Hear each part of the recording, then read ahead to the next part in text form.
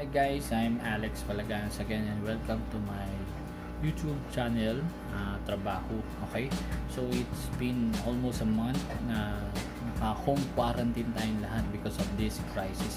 I know that coronavirus is one of the biggest crisis in the history and marami talagang naapektuhan dito, even healthcare, economics, during my MBA class in last session namin, we talk about the effect of pandemic and its mga past history na nangyari. Ito pa yun na hindi lang namin pag-aralan, hindi na experience natin.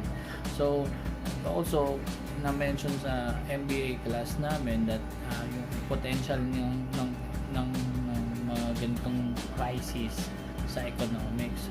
Actually, to be honest, right now dahil naka-home quarantine tayo, it is the fastest way or the best way to us to protect ourselves, and not really ourselves but all the people around us na hindi tayo magkahawa-hawa. So bilang nurse, bilang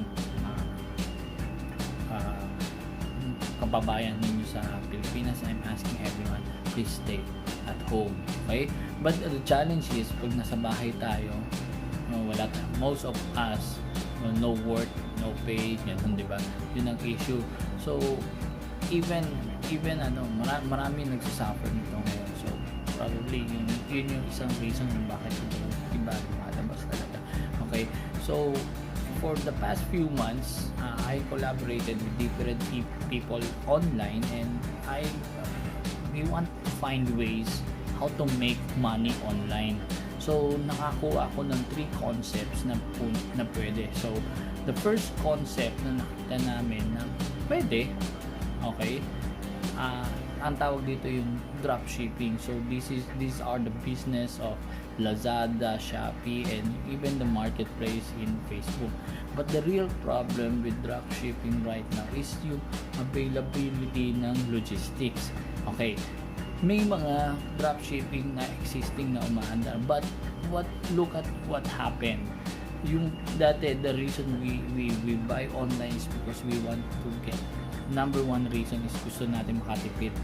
Okay, pero ngayon, because medyo iba yung sistema ng logistics, probably nagiging expenses to sa mga supplier kung yun itong model ng business ang gagawin mo, or kung hindi man ikaw ang magsuffer yung mga buyers mo. Why? Kasi sa kanila mo i-charge yun.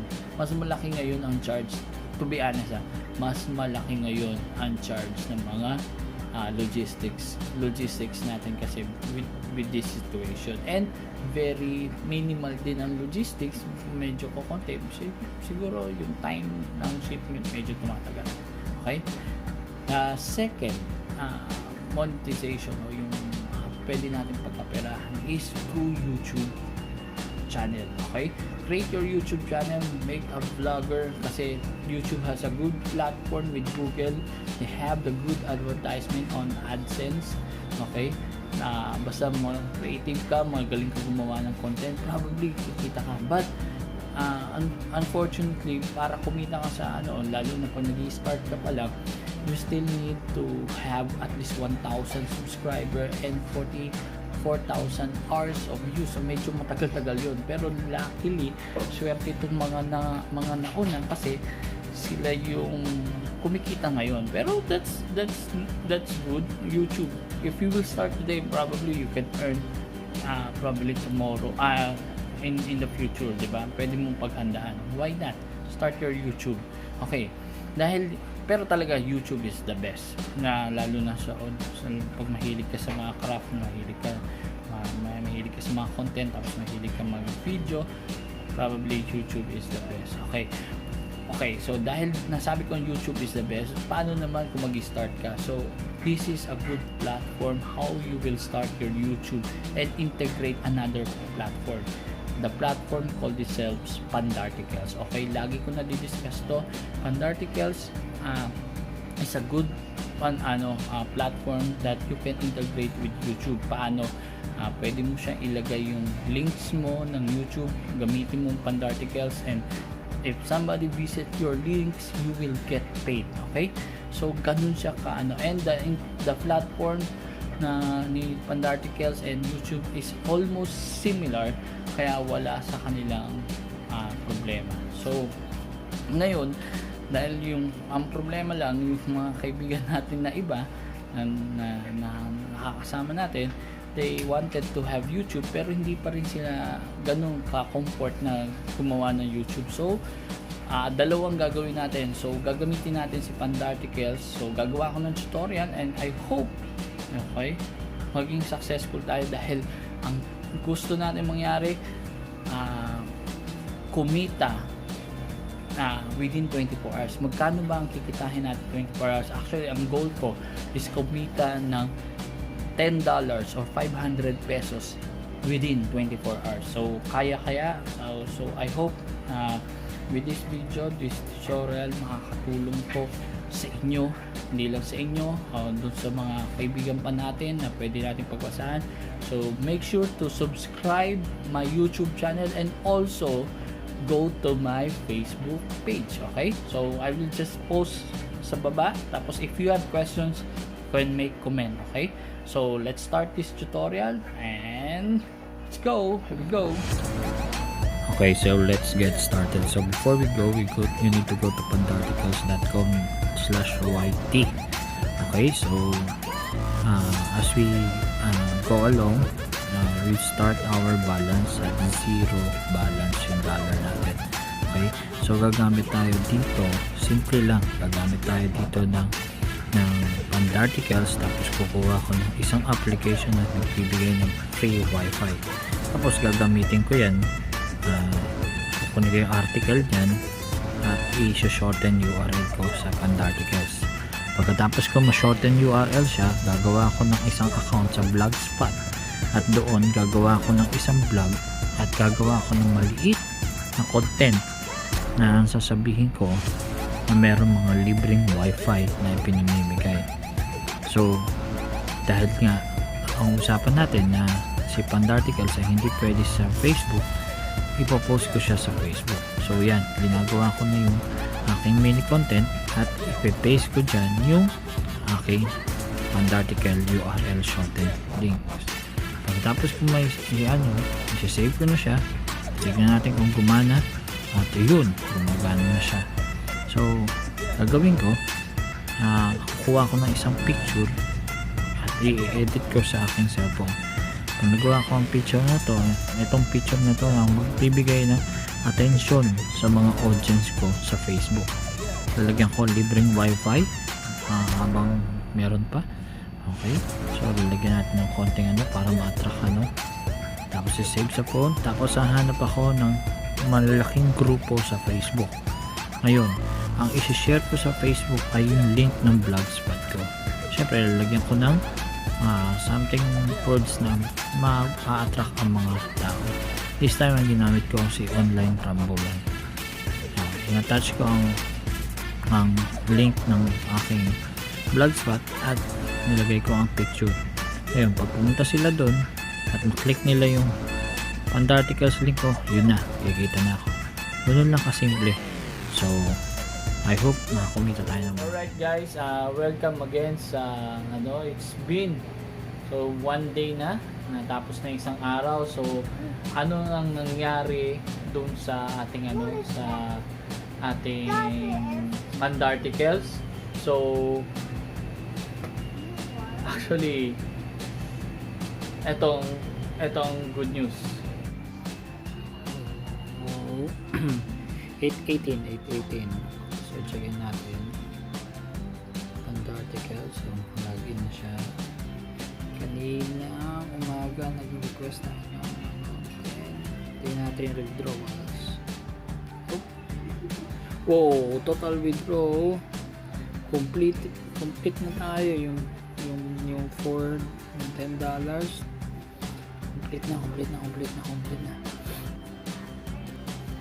Okay, so checkin natin ang Gcash natin. Tingnan natin.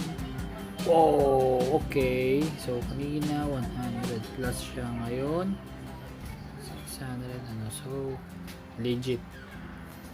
Okay, Okay? Pumasok na ang cash natin, credit na siya today. Okay?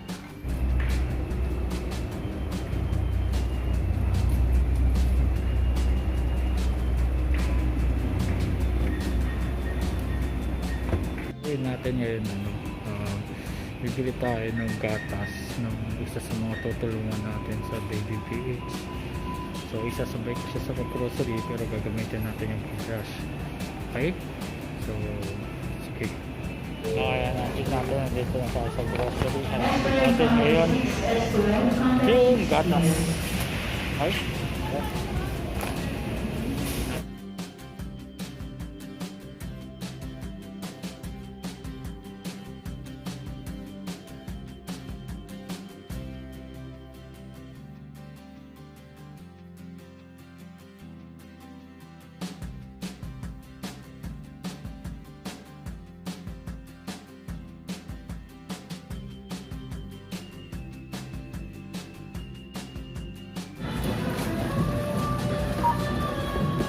Parang dito.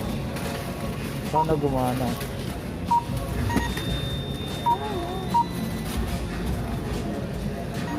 Gamitin mo na rin yun.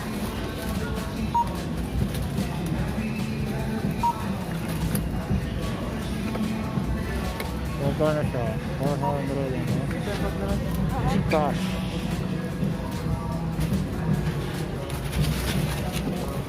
Sana gumana. Saving, sir? Saving. Tikin na lang. Yes, po.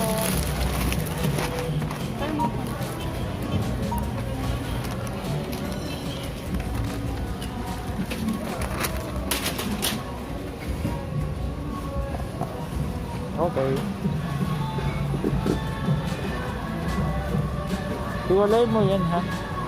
Bibigyan natin yan sa kaibigan natin.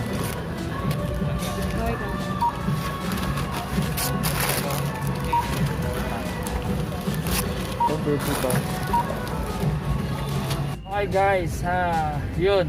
So sa wakas nabili natin yung kinita natin sa Pandarticles na 500. So ibinili natin ng pamimigay natin ng gatas kasi ang wife ko siya yung CEO nung New Baby PH and sabi niya gusto niya raw tulungan yung isa sa mga mommies doon na wala raw silang panggatas ng baby. So I decided yung kinita natin sa Pandarticles, okay, siya yung ibibigay natin. And ang kaganda pa kasi meron dinagdagan ni Mrs. yung mga pamimigay. So hindi lang gatas, may konting pagkain, may konting pagkain ng bata. So at least sana makatulong. Alam nyo, ang maganda kasi dito, ang maganda dito na nakita ko, hindi lang yung kumita tayo sa Pandarticles, kundi alam mo, sarap dito yung makatulong talaga. Iba talaga. Parang ako nanginginig na kasi parang hindi galing sa way na magandang way na makakumuha tayo, tapos ngayon makakatulong pala tayo, no? So I hope yung mga iba rin na gagawa ng method ko how to earn in Pandarticles, yan to rin, sana makatulong din tayo. Anyway, sige, so thank you sa una, shout out sa sa New Baby PH.